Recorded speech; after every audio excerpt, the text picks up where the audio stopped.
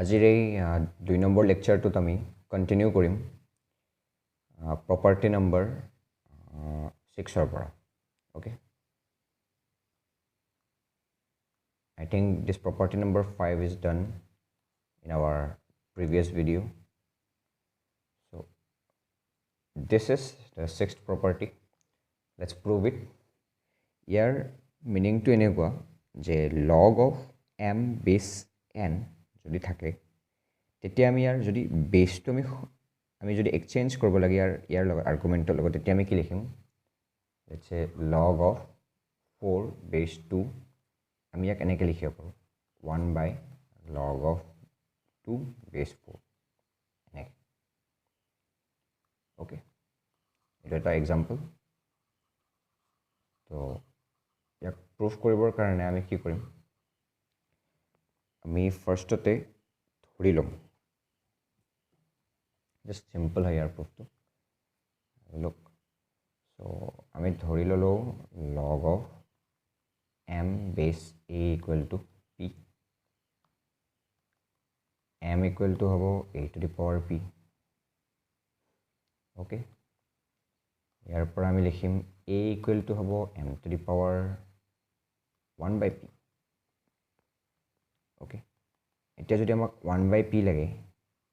ami log introduce korim karon eto amar khosakot ase to 1 by p equal to hobo log of m to tolot jabo 1 by p to lage to ami log of a base m hobo equal to ako likhilo 1 by p 1 by p value to hol log of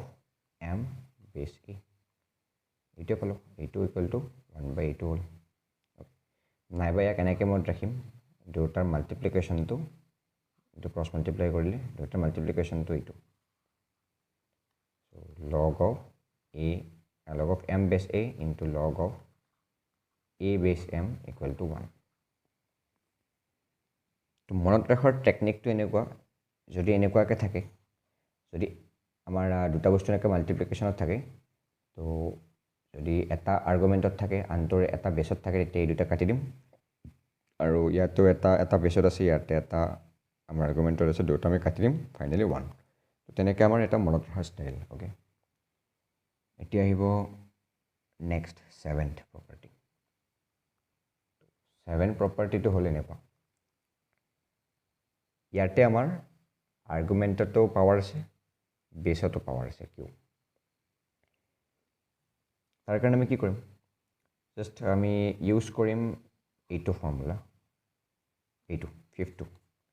yate amar jodi argument to power thake power to amar agot jay n into hoy jay ঠিক তেনেকে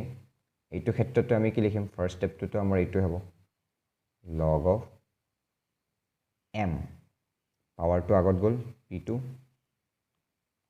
p into log of m base হ'ব a to the power q এতিয়া আমি প্ৰিভিয়াস property use কৰিম যত আমি এইটো use কৰিম যত আমি এক্সচেঞ্জ কৰিম আৰ্গুমেন্টৰ বেস p টো থাকিল या एक्सचेंज करिबर करने 1 by की हो log of m to बेसत আহিল আৰু a to the power q again using fifth property we have q to আগত গুছি যাব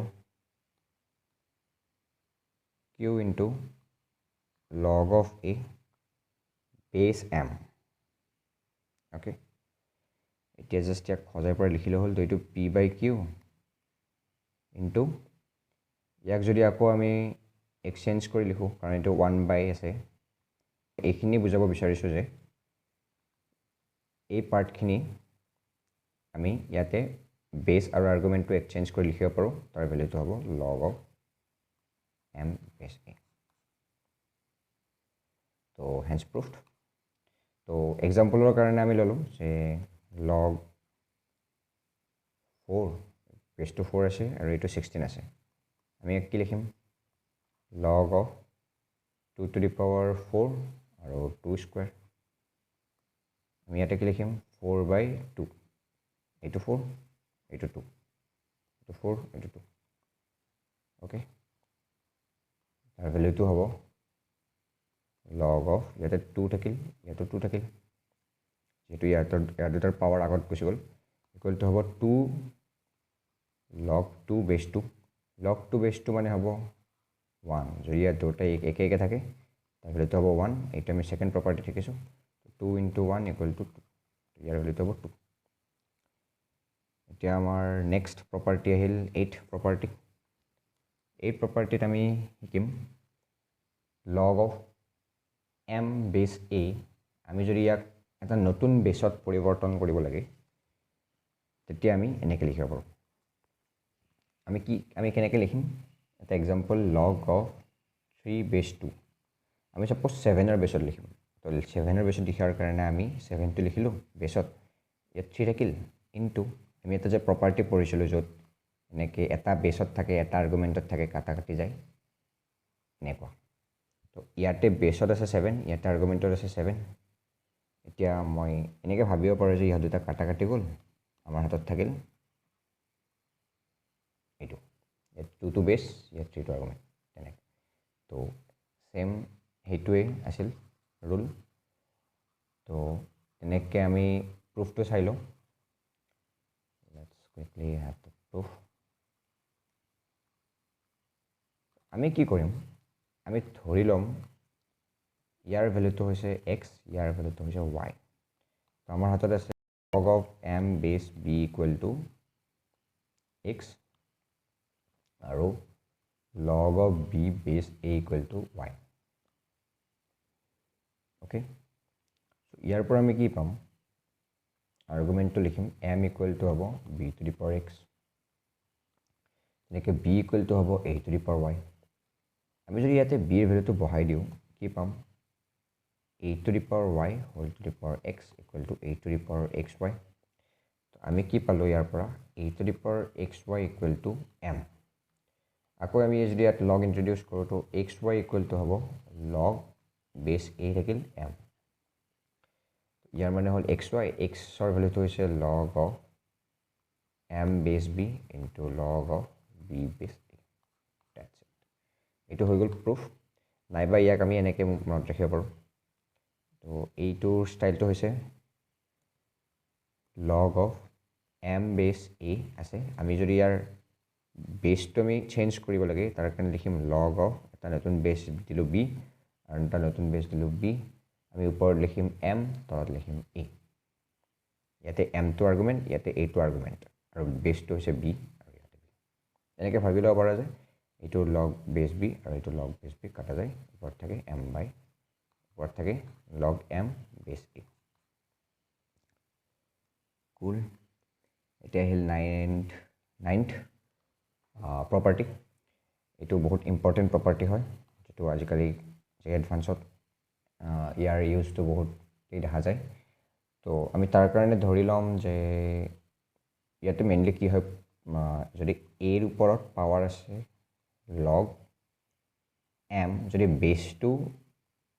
লগৰ বেস আৰু এনে যেটো আমাৰ বেস ইয়াৰ সেই দুটা যদি ইকুৱেল হয় আমি ধৰি লব পাৰো যে a আৰু b এনেকৈ ক্যান্সেল হৈ m ভ্যালুটো দি দিয়ে আসলে ক্যান্সেল নহয় তেনেকৈ তো এনেকৈ আমি মনত ৰাখিব পাৰোঁ তো আমাক যদি কয় কোনোবাই 2 to the power log 4 base 2 আছে তাৰ ভ্যালুটো হ'ব 4 তো আমি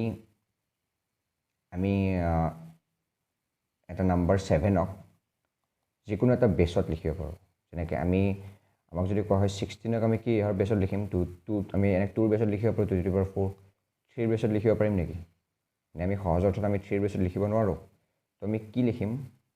আমাক যদি কয় 7 ক লিখিব দিয়ে 3 ৰ বেসত বা আমি যদি 16 ক 3 ৰ বেসত লিখিব লাগে আমি কেনেকৈ লিখিম জাস্ট এইটো টেকনিক এপ্লাই কৰিম তো 16 ইকুৱেল টু হ'ব 3 to the power log of 16 base 3 okay এনেকৈ লিখিব পাৰোঁ তো ইয়াৰ প্ৰুফটো কুইকলি চাই লওঁ তো তাৰ কাৰণে আমি ধৰি লম ওপৰৰখিনিক p বুলি